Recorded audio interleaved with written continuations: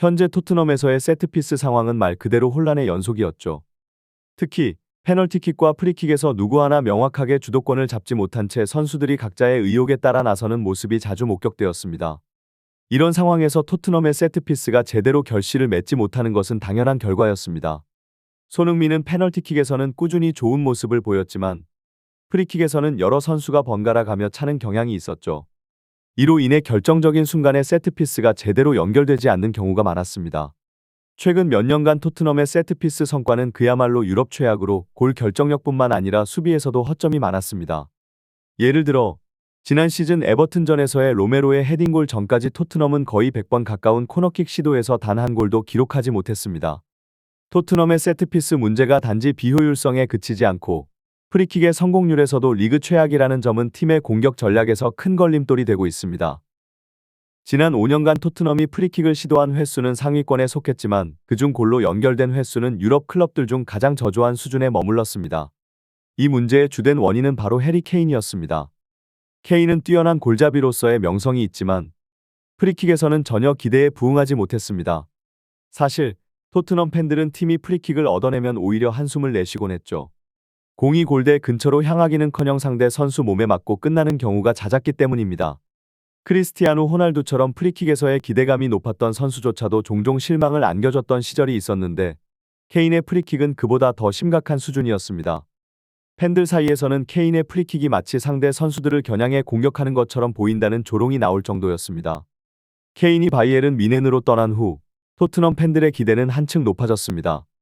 특히 손흥민이 국가대표팀에서 보여준 결정적인 프리킥 능력을 기억하는 팬들은 이제 손흥민이 토트넘에서도 그 기량을 발휘할 것이라고 믿었습니다. 그러나 현실은 팬들의 기대와 달랐습니다. 손흥민이 프리킥을 직접 시도하는 장면은 여전히 드물었습니다. 에버튼전에서 손흥민은 수비수 4명 사이에서 공을 지켜내며 중요한 파울을 얻어냈지만 그 순간에도 손흥민이 아닌 메디슨과 쿠루셉스키가 프리킥을 두고 다투는 모습을 보였습니다.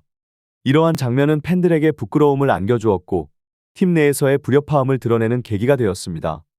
토트넘 내부에서는 손흥민이 한번 프리킥 키커로 암묵적으로 인정받고 있음에도 손흥민의 배려심이 오히려 그의 발목을 잡고 있는 듯합니다. 손흥민은 동료들에게 기회를 양보하는 경우가 많았고 이것이 반복되다 보니 이제는 공격형 포지션의 선수들뿐만 아니라 수비형 미드필더들까지도 프리킥을 시도하려는 상황이 벌어졌습니다. 예를 들어 호이비에르와 비수마 같은 선수들까지도 손흥민에게 프리킥 기회를 달라고 요청했죠. 에버튼전에서 프리킥을 두고 선수들 간의 언쟁이 벌어진 장면은 분명 포스테코글루 감독의 눈에 곱게 보일 리 없었습니다. 팀 내 주도권을 놓고 다투는 모습은 조직력의 약화를 초래할 수 있으며 이는 감독이 절대 간과할 수 없는 문제였습니다. 프리킥의 실력이 충분하다면 이러한 다툼이 어느 정도 이해될 수 있지만 메디슨이 유리한 위치에서 시도한 프리킥이 어이없는 결과를 낳으면서 상황은 더욱 심각해졌습니다. 이로 인해 포스테코글루 감독이 칼을 빼들 수밖에 없었습니다. 감독의 입장에서 이는 단순한 프리킥 실력의 문제가 아니라 팀 내 질서를 무너뜨릴 수 있는 중요한 사안이었습니다.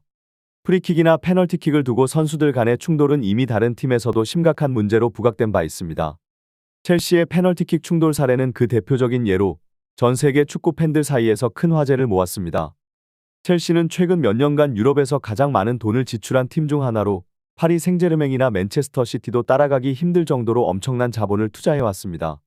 그럼에도 불구하고 팀 내에서 주도권을 놓고 벌어진 다툼은 첼시의 조직력에 큰 타격을 주었습니다. 첼시의 비대해진 스쿼드는 해외 축구 팬들 사이에서 조롱의 대상이 되고 있습니다. 선수단이 지나치게 많은 탓에 라커룸이 터질 정도라는 농담까지 유행하고 있죠. 이런 상황에서 첼시는 젊은 선수들이 많아 팀을 이끌어줄 리더가 부족한 상황입니다. 이로 인해 경기장에서 평정심을 잃고 상대 선수와 충돌하는 일이 잦아지고 있으며 팀 내부에서도 갈등이 표출되고 있습니다. 그러나 첼시 팬들이 가장 충격을 받은 것은 자신의 선수들끼리 싸우는 모습을 목격하게 된 순간이었을 겁니다. 이 사건은 지난 시즌 첼시와 에버튼의 경기에서 벌어졌습니다. 공교롭게도 토트넘과 마찬가지로 상대팀이 에버튼이었죠. 후반 60분, 첼시의 마두에케가 드리블로 상대 수비를 제치며 페널티킥을 얻어냈습니다. 이때 옆에 있던 구스토가 누가 찰 것인지를 두고 공을 들었지만 잭슨과 마두에케가 헐레벌떡 달려와 공을 차겠다고 다투는 어처구니 없는 장면이 연출되었습니다. 서로 공을 빼앗으려다시피 하며 말싸움을 벌였고 결국 마두에케가 반강제로 잭슨에게 페널티킥을 양보받는 듯한 상황이 벌어졌죠. 하지만 여기서 또 다른 문제가 발생했습니다. 지금까지 첼시의 모든 페널티킥은 콜 팔머가 전담해왔다는 사실입니다. 결국 이런 혼란 속에서 팀의 조직력은 무너지고 말았습니다. 이 사건은 단순한 갈등을 넘어 첼시의 리더십 부재와 팀 내 구조적 문제를 드러내는 상징적인 사례로 남았습니다. 콜 팔머는 그 시즌 첼시의 신입생임에도 불구하고 놀라운 활약을 펼치며 시즌 중 무려 22골을 기록하고 11월에는 공격 포인트 1위에 오르며 폴란드의 주앙 펠릭스와 득점왕 경쟁을 벌였습니다. 팔머는 이런 활약을 바탕으로 자신이 페널티킥을 차기를 원했고 실제로 첼시의 모든 페널티킥을 암묵적으로 전담해왔습니다.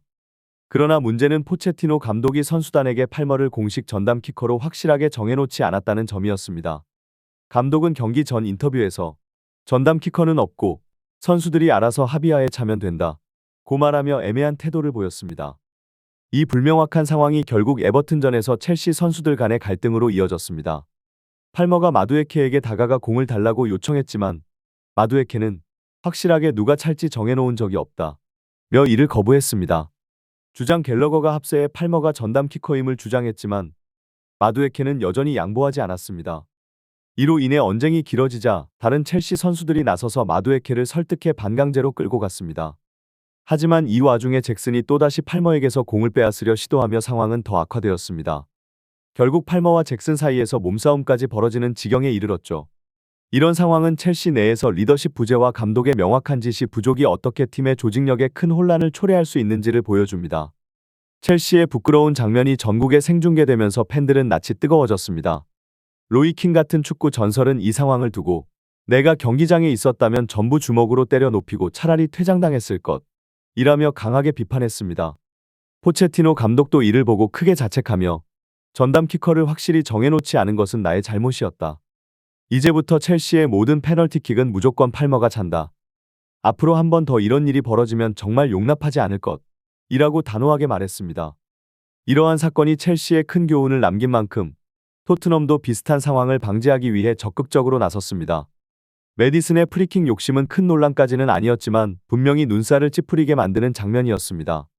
이를 지켜본 토트넘 현지 기자들은 첼시에서 발생한 사태를 반면교사로 삼아 토트넘 선수단에게 엄중한 경고를 내렸습니다. 메디슨의 반응에 대한 소식이 전해지면서 토트넘 내에서 약간의 긴장감이 형성된 듯합니다. 대부분의 동료들은 손흥민이 한번 프리킥 키커로 지정된 것에 수긍했지만 메디슨은 불만을 드러냈다는 설이 있습니다. 토트넘 현지 매체에 따르면 메디슨은 자신이 팀에서 가장 프리킥을 잘한다고 생각하며 손흥민이 주장이라는 이유로 특혜를 받고 있다고 항변했다고 합니다. 그러나 이 주장은 설득력이 떨어집니다. 메디슨은 레스터시티 시절에도 전담 프리킥 키커였지만 실제로 골로 연결된 장면이 기억에 남는 경우는 드물었습니다. 토트넘에 합류한 이후에도 그의 킥이 두드러진 성과를 보여주지 못했고 오히려 손흥민의 프리킥 능력이 더 높은 평가를 받고 있는 상황입니다. 더욱이 메디슨은 프리킥 논쟁 이전의 선발 출전 여부부터 걱정해야 할 상황입니다. 에버튼전에서 팀이 완승을 거두었음에도 불구하고 메디슨은 팀 내에서 가장 평범한 평점을 받았습니다. 이는 그가 전술적으로 중요한 역할을 맡았음에도 불구하고 지나친 골 욕심으로 인해 비수마와의 협력을 소홀히 하고 전방으로 과도하게 올라가며 포스테코글루 감독의 전술을 망가뜨렸기 때문입니다.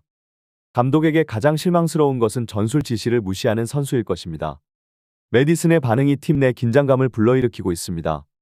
대부분의 토트넘 선수들은 손흥민이 한번 프리킥 키커로 지정된 것에 동의했지만 메디슨은 불만을 표출했다는 소식이 전해졌습니다. 현지 매체에 따르면 메디슨은 자신이 토트넘에서 가장 뛰어난 프리킥 능력을 보유하고 있다고 생각하며 손흥민이 주장이라는 이유로 특혜를 받고 있다고 주장했습니다. 그러나 메디슨의 이러한 주장은 설득력이 떨어집니다. 그가 레스터시티 시절에도 전담 프리킥 키커로 나섰지만 실제로 그가 기록한 프리킥 골은 거의 기억에 남지 않을 정도로 드물었습니다.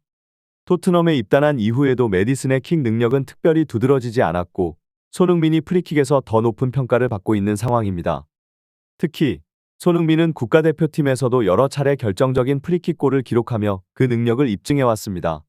이에 비해 메디슨의 주장은 단지 자신의 자존심을 지키려는 시도로 보일 수밖에 없습니다. 더욱이 메디슨은 프리킥 논쟁 이전에 자신의 선발 출전 여부부터 걱정해야 할 상황에 처해 있습니다. 에버튼전에서 토트넘이 완승을 거두었음에도 불구하고 메디슨은 팀 내에서 가장 평범한 평점을 받은 선수로 기록되었습니다. 이 낮은 평점의 이유는 명확합니다. 메디슨은 투 미드필더 체제에서 비수마를 보좌하며 중원의 균형을 잡아야 했지만 지나친 골 욕심으로 인해 전방으로 깊게 올라가며 포스테코글루 감독이 준비한 전술을 망가뜨렸습니다. 감독이 가장 싫어하는 것은 자신의 전술 지시를 무시하는 선수이며 메디슨은 이러한 점에서 큰 실수를 범한 것입니다. 포스테코글루 감독의 눈에는 이러한 메디슨의 행동이 탐탁지 않게 보였을 것입니다. 감독은 팀의 조직력과 전술적 일관성을 중시하는 인물로 팀의 성공을 위해서는 모든 선수가 자신의 역할을 충실히 수행해야 한다고 믿습니다. 메디슨이 감독의 신뢰를 잃게 된다면 그의 출전 기회는 점점 줄어들 수밖에 없을 것입니다. 뉴캐슬과의 중요한 경기에서 메디슨이 선발 라인업에 이름을 올릴 수 있을지는 미지수입니다. 이런 상황에서 메디슨이 다시 팀 내에서 자신의 가치를 입증하고 손흥민과의 경쟁에서 긍정적인 변화를 가져올 수 있을지 지켜봐야 합니다. 그는 이번 기회를 통해 자신의 전술적 역할을 명확히 이해하고 팀의 성공을 위해 자신의 능력을 최대한 발휘해야 할 것입니다. 그렇지 않으면 그는 팀 내에서 자신의 입지를 더욱 좁히게 될 위험에 처할 수 있습니다. 토트넘의 향후 경기에서 메디슨의 역할과 출전 여부가 어떻게 결정될지 많은 팬들이 주목하고 있습니다.